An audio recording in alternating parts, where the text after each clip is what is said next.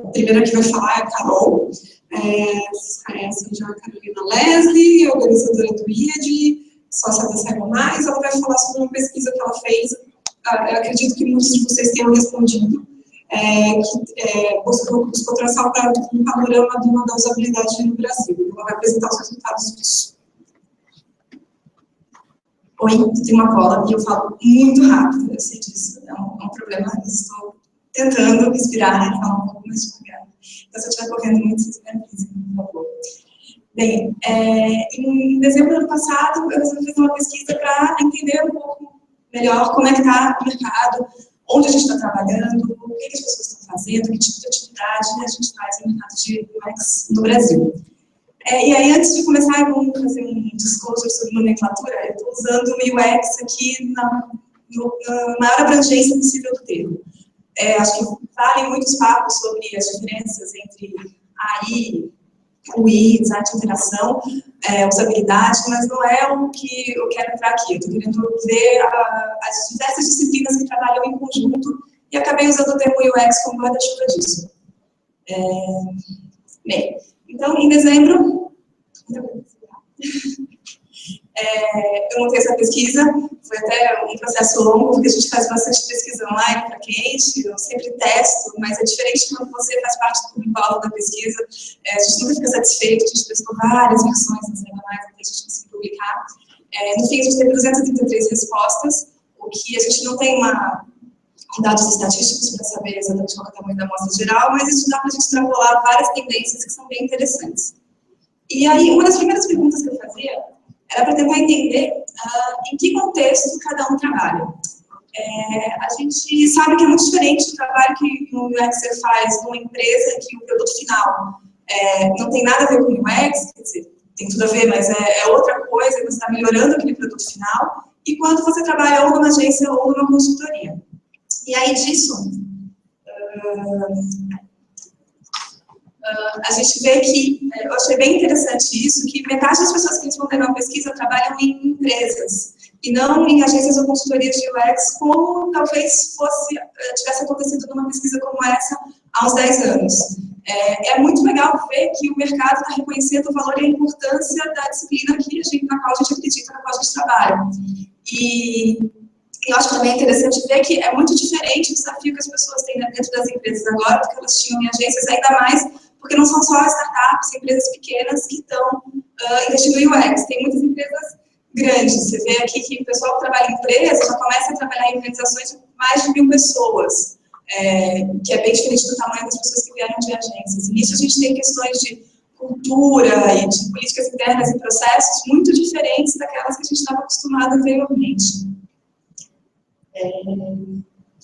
Outra coisa que é interessante é que a área em que a gente trabalha muda um pouco de nome. Enquanto quem está em agências costuma trabalhar numa área de experiência de uso, arquitetura de informação, design e criação, nas empresas a UX parece que foi surgindo em outros departamentos, como na tecnologia mesmo, em produto, em marketing. Talvez porque alguém nessas áreas que são muito próximas do que a gente faz viu que isso era importante, começou a pregar isso lá dentro, talvez isso evolua para que a gente tenha efetivamente uma área de experiência de uso nessas empresas, talvez não. Talvez o conhecimento continue transversal daqui para frente, o que talvez pode ser até melhor. E aí, eu fui investigar um pouco como é que essas empresas estão lidando com testes de usabilidade. Quem faz, quem acha importante, quem não acha. É lógico que a gente fala muito ultimamente de, vamos colocar o UX, a gente faz muita experiência de uso, cadê o usuário? E é óbvio que tem N formas da gente falar com o usuário, teste de usabilidade é só uma delas, não necessariamente a mais importante, mas ela é a mais icônica do trabalho que a gente faz. Eu acho bem relevante a gente ver quem está fazendo o quê. Então, a primeira coisa que eu queria saber era quem acha que testes de usabilidade são efetivamente importantes. Bem, eu acredito na importância da metodologia, mas será que todo mundo acredita? E aí vem um gráfico que é meio difícil de entender, mas vamos lá, tem vários desses. A ideia aqui que são pelos três públicos, consultorias, empresas e agências, a porcentagem que respondeu de acordo com aquela escala embaixo. Então, quem está para a direita, no azul escuro, falou que são muito importantes. É uma escala de 1 a 5 para você avaliar a importância de testes de usabilidade. Então, quem respondeu entre o rosa e o azul considera que testes de usabilidade, sim, são muito importantes. E a gente vê que Na verdade, a maioria das pessoas concorda com isso, com essa afirmação. É interessante ver que o público que menos acha testes de usabilidade importantes são as consultorias. Talvez porque elas já estejam adaptadas, acostumadas a fazer tantas outras metodologias e trabalhar com outras coisas, que elas já não veem mais a importância tão essencial dos testes de usabilidade. A gente pode fazer mais do que isso. E, tá bom, testes de usabilidade são importantes, mas e aí? A gente faz testes de usabilidade? Será que sim? Será que não? Bem, olhando aqui, a gente vê que quem trabalha como freela ou numa consultoria acaba fazendo. 80% das pessoas disseram que sim, que fizeram testes de usabilidade nos últimos 6 meses. Já nas agências e nas empresas, esse número ficou bem perto de 50%. O que pode levar? O que esses outros 50% estão fazendo para conversar com o seu usuário, com o seu cliente, para entender o que ele faz? Eles podem estar fazendo várias coisas, eu espero que estejam, mas eu tendo a achar que tem muita gente que não está conversando de nenhuma forma com o seu consumidor final. O que é um pouco triste, mas é bacana, porque é uma oportunidade que a gente tem para crescer e explorar outras áreas. E aí a gente também pergunta, mas tá bom, então como a gente faz? Quem está fazendo teste de usabilidade, como é que você está fazendo essa metodologia? E aí isso aqui é muito legal, que tem muita gente, 60% faz de modo informal, com pessoas de outra área, na empresa, e o que mostra que assim, existe essa vontade, é uma tendência em crescimento, e as pessoas estão conseguindo fazer isso, talvez elas não tenham investimento, elas não tenham orçamento para isso, mas elas estão resolvendo de outra forma. E isso é o melhor jeito de você mostrar o resultado. Você começa pequeno, você faz, você mostra que tem um valor e com isso você consegue mais financiamento para fazer os projetos no futuro. E por outro lado, já tem gente que tem uma equipe interna responsável por testes de usabilidade, que é o outro extremo desse espectro, que é muito legal. E aí também, tá bom, então a gente acha que testes de usabilidade são importantes, a gente acredita nisso, mas muita gente não está fazendo, pelo menos metade das pessoas não estão fazendo. Por que isso? E aqui que é bem interessante esse slide, porque o primeiro motivo é tempo. Não tem tempo, não dá tempo, o que é um dos grandes fracassos que a gente tem como comunidade, de não ter conseguido provar ainda que, na verdade, planejar é muito mais importante do que descobrir no final que você fez, construiu, gastou 6 meses desenvolvendo um produto que não fazia sentido, que ninguém consegue usar. Você validar isso em protótipo no início é uma coisa que nunca vai demorar, é sempre uma economia de tempo, e é uma das coisas que a gente ainda não conseguiu passar. Isso não é um conhecimento de quem contrata o trabalho que a gente faz. O outro aspecto interessante é esse de custo, que ele aparece de 2 jeitos. Ele aparece como custo, o valor efetivo do projeto e falta de dados de ROI para justificar o projeto. E a gente vê aqui que mais gente acha que é caro, eu não faço porque é caro, e menos gente fala que não faz porque não tem dados para justificar o investimento. E a gente vê, então, pesquisa de usabilidade mais como um custo e menos como um investimento no projeto, o que, a meu ver, é uma visão equivocada. Outra coisa que foi bem interessante que apareceu foi que tinha uma resposta aberta associada a essa pergunta, e aí teve alguns casos que falaram uma coisa que me deixou mais preocupada ainda, que não, eu não faço teste de usabilidade porque eu não vou conseguir resolver os problemas que eu vou encontrar. Eu não tenho equipe para isso, eu já estou com o meu pipeline ferrado, já tenho tudo programado, eu vou descobrir o problema para quê? Para ficar triste? Sentar e chorar? Então é melhor eu não fazer nada a respeito, prefiro continuar sem saber, porque nos mostra que temos uma questão de prioridades aí. Aí, além de falar sobre pesquisa de teste de usabilidade, é lógico que não é só de teste de usabilidade que a gente vive. E eu perguntei também um pouco sobre outras metodologias usadas, com foco mais em metodologias de pesquisa. Eu dava uma lista com 15 tipos de pesquisa e perguntei quais delas foram realizadas nos últimos 6 meses. Esse slide ele é super confuso e grande, tem um monte de coisa, mas a primeira coisa que a gente vê aqui, que chama atenção, é que quem está em consultoria ou trabalhando como consultor freelancer acaba fazendo muito mais pesquisa de tipos mais variados. A linhazinha azul é a de consultorias e freelancers, você vê que eles estão sempre, praticamente todas as metodologias, eles fazem com mais frequência. Aqui é sempre o total por perfil.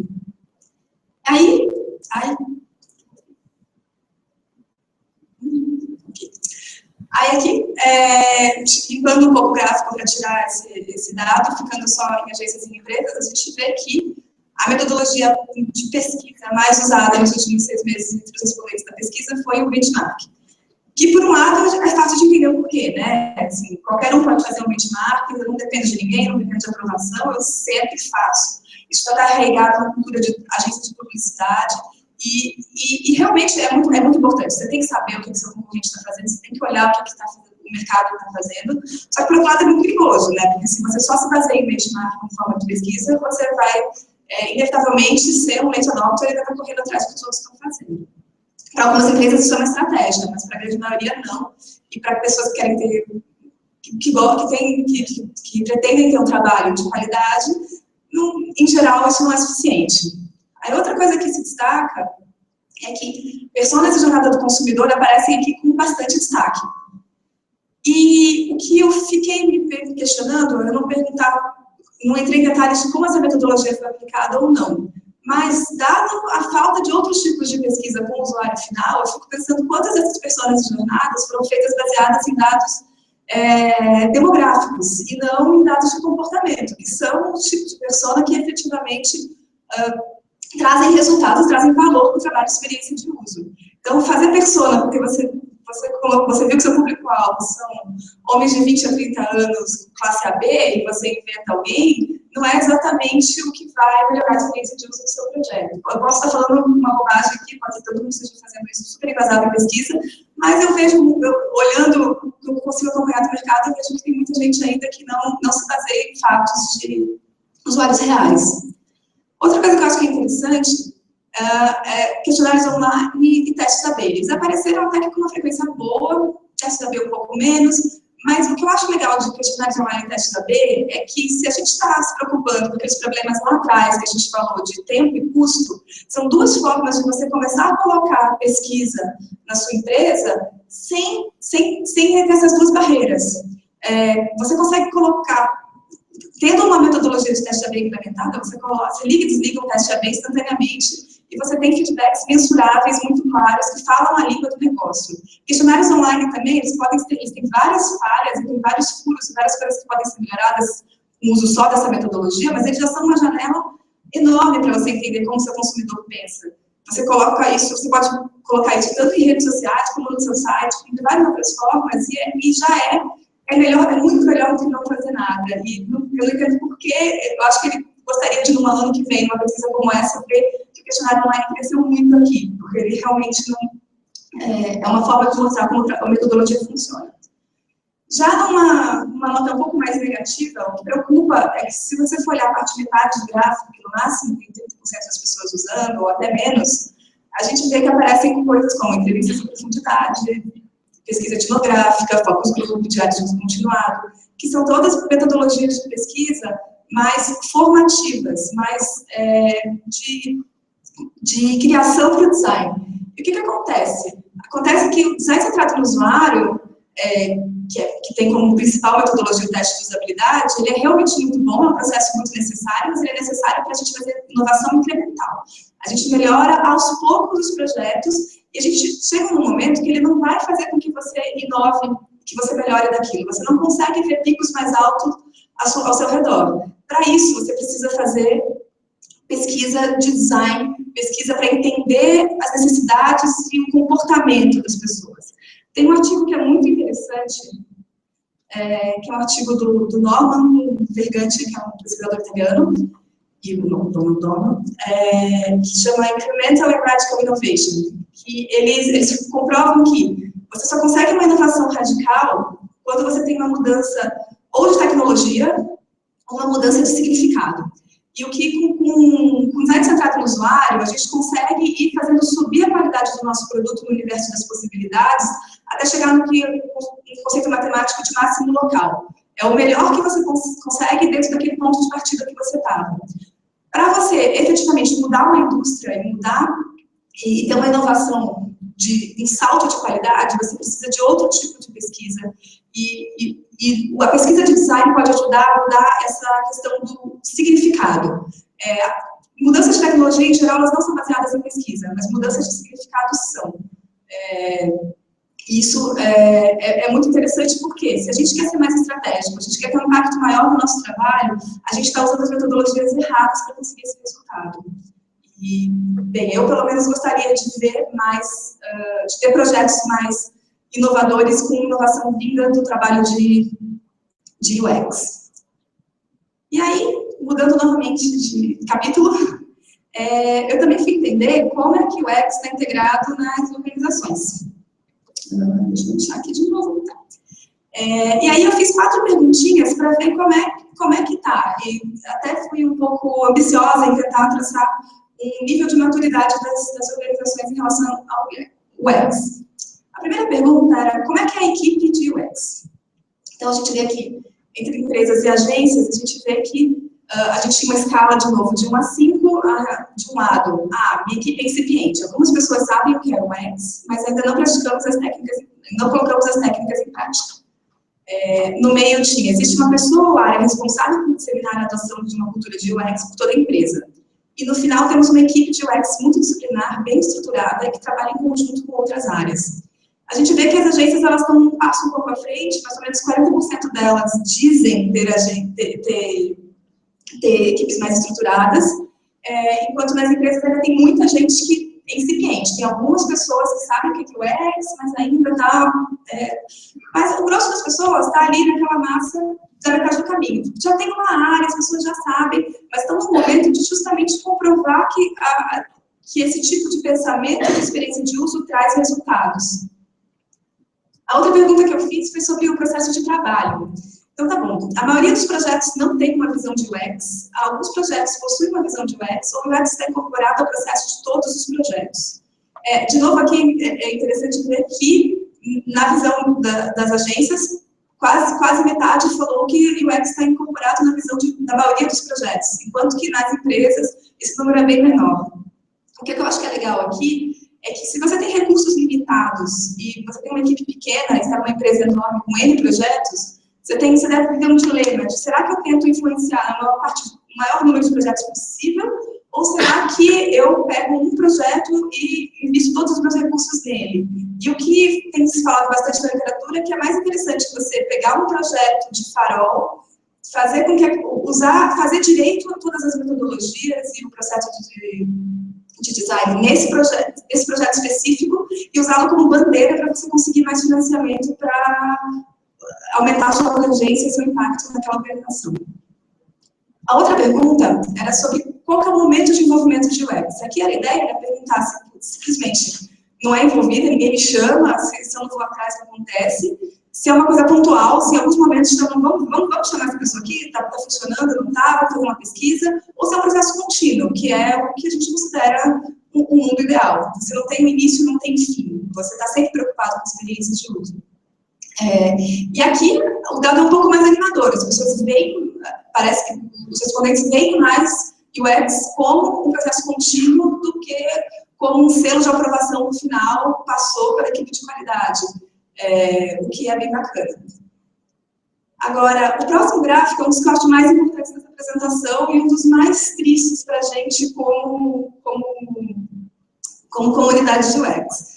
Basicamente, a gente não sabe medir o resultado do que a gente faz e a gente não prova que serve para alguma coisa no nosso trabalho. Quando a gente pergunta sobre métricas de sucesso, mais de 60% do pessoal das empresas e 50% do pessoal das agências diz que simplesmente não sabe como medir o sucesso de ações de UX. Um número mais ou menos em torno de 30% tem alguma métrica diretamente ligada aos indicadores de sucesso do negócio, que já é um meio caminho andado. Mas quando a gente fala na palavrinha mágica ROI, aí acabou, né?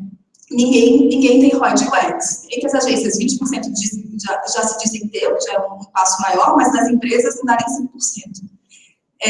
E é muito complicado, porque se a gente quer ter mais impacto, ser mais estratégico, conseguir fazer os projetos que a gente acha que a gente tem que fazer, a gente precisa saber provar que a nossa metodologia faz sentido e dá resultado.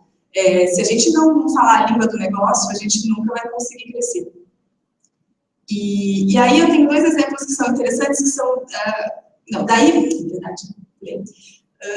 Eu peguei esses quatro indicadores anteriores, que foi equipe, tempo de processo de trabalho, em que momento o UX é envolvida e se tem ou não métricas. E combinei num indicador que eu chamei, de forma um pouco pretensiosa, de um grau de maturidade de UX. Na verdade, eu estou bem interessada nesse assunto, eu pretendo evoluir isso e achar uma métrica um pouco melhor, mas eu acho que esse gráfico é bem interessante, ele mostra bem uma curva normal de como as organizações se espalham em termos de maturidade de UX. E você vê aqui, por um lado, as agências, teoricamente, estão um passinho na frente das empresas, mas a gente tem uma grande massa de empresas que estão ali na metade do caminho, que ainda tem um caminho muito longo para percorrer, para conseguir ter um processo de UX que seja efetivo. E aí tem dois exemplos legais de gente que está nesses dois extremos. Tem uma resposta de uma pergunta que apareceu anteriormente, que era, tá bom, então você faz teste de usabilidade, o que você faz com os resultados dos testes de usabilidade? E tem uma resposta que foi essa. Bem, eu não sei informar o que é feito com os resultados, que é um problema que eu me lembro lá de trás. Desde que eu comecei a trabalhar com pesquisa de usabilidade, você entregava um relatório com uma gaveta e nunca mais ninguém fazia nada com isso. Que é bem complicado. Por outro lado, a gente tem respostas como essa. Bem, a gente faz uma extração dos comentários e resultados para entender que tipo de oportunidade ou problema existe. Então, fazemos um brainstorming de alternativas de solução e elaboramos uma hipótese considerando tempo, viabilidade técnica, harmonia e consistência do que existe no produto. Encaminhamos para validação em clientes, normalmente, e caso necessário, o fluxo se repete. Você vê que tem várias coisas legais. Você vê não só problemas, mas oportunidades. Você faz um brainstorming, envolve outras pessoas dentro da equipe, analisa a viabilidade de efetivamente botar as soluções no ar, coloca no pipeline, e aí você repete o fluxo, você valida aquilo de novo, porque não necessariamente as soluções que você achou são as melhores soluções possíveis e não podem ser aprimoradas. Então, a gente vê que realmente a gente tem todo tipo de empresa, empresas em todos os diferentes estágios de maturidade, mas como a gente chega aqui, né? Como que a gente faz para conseguir ter um processo de trabalho que vai ter resultados melhores. E aí, aqui pensando um pouco em outros passos, eu falo bastante, poxa, a gente tem que ser mais estratégico, a gente tem que ter um impacto maior, mas por que a gente quer ser mais estratégico? E eu, pelo menos, porque eu quero conseguir garantir que eu estou fazendo um projeto certo, que eu vou entregar um projeto de qualidade. Se a gente não conseguir influir nesses assuntos, a gente não vai conseguir melhorar a qualidade da nossa entrega. E aí, eu começo a pensar um pouco sobre o escopo do trabalho, e como é que começou, né? Quando eu comecei a trabalhar, a gente ia lá trabalhar, ficava horas desenhando um elemento numa página, porque aquilo era UX, na época era arquitetura de informação, mas enfim. E chega um momento que você está desenhando que a melhor interface do mundo, a melhor interação do mundo não vai sustentar uma funcionalidade que não faz sentido nenhum para uma pessoa. Então, em algum momento, a gente quer interferir em que funcionalidades existem, que funcionalidades são efetivamente desenhadas. Mas também, as funcionalidades vão até um determinado momento. Se você está fazendo um projeto inteiro que não faz sentido, a gente tem que começar, por conhecer o usuário, conhecer o cliente final, a gente está numa posição muito adequada para definir o escopo e que projetos devem existir ou não nas organizações. Então, a gente pode priorizar, a gente tem que fazer um novo sistema de cadastro ou um produto que ninguém nunca vai usar. A gente pode escolher, a gente deveria estar numa posição de escolher e influenciar nisso. E, no fim, tem a última fronteira que se fala muito disso, eu tenho pensado bastante nisso, sobre pensar no ecossistema como um todo. Será que a gente tem que ficar no digital mesmo? Será que adianta você ter o melhor processo de cadastro do mundo, de contratação, mas na medida que, no momento que o cara liga para o seu call center, ele tem uma aura complicadíssima e um atendente não sabe dar uma resposta? Eu me questiono muito se a gente tem que ou não passar essa barreira, mas parece que não tem jeito. Se a gente está preocupado com a experiência como um todo, a gente tem que ser mais sistêmico. E a gente só vai conseguir chegar nesse ponto de conseguir influenciar o ecossistema e todo o processo nas inovações que a gente está, se a gente mostrar resultados. E com isso eu fico pensando em 3 coisas que eu acho que é legal pensar e levar daqui. A primeira é, conheça o negócio e seja mais crítico. Pense, se você está numa posição que você está começando a desenhar interfaces, e você só o único pitaco que você pode dar é como aquela tela tem que ser, pense por que alguém te pediu aquilo. Em geral, as pessoas elas têm uma motivação para aquilo e o negócio tem um motivo para te pedir aquilo. E entender como isso funciona e por que isso foi pedido daquela forma é o primeiro passo para você conseguir mudar isso e ver que e mostrar o valor do seu pensamento. Não adianta simplesmente criticar e falar que, nossa, ninguém sabe fazer nada, mas por que eles não sabem? Né? Da onde veio esse pedido de desenhar esse recurso assim? O que eles querem, na verdade? Qual é o objetivo final dessa funcionalidade e como é que eu posso, então, sugerir uma forma melhor de alcançar esse objetivo? A segunda coisa é faça pesquisa. Se você não tem orçamento, se você não tem equipe, a gente consegue fazer pesquisa de vários jeitos. Vai lá, fala com o coleguinha do departamento do lado, faz uma pesquisa online, mas começa a mostrar o valor disso e mostra o resultado que isso pode trazer. E, por fim, eu acho que o que é mais importante para todo mundo é que tenha métricas. Todo mundo que trabalha numa empresa tem indicadores que são muito ligados ao UX e que são extremamente ligados aos valores e aos objetivos da empresa. Comece a medir isso. Começa a ter uma cultura, mesmo que você não saiba como usar isso e como demonstrar isso ainda, ter esses dados, faz um histórico desses dados e começa a ver realmente o resultado que aconteceu. Como é que aquela mudancinha que você fez no cadastro mudou a taxa de conversão daquele formulário. A gente não vai conseguir crescer estrategicamente enquanto a gente não souber medir e provar o valor que a gente tem. E é isso, gente.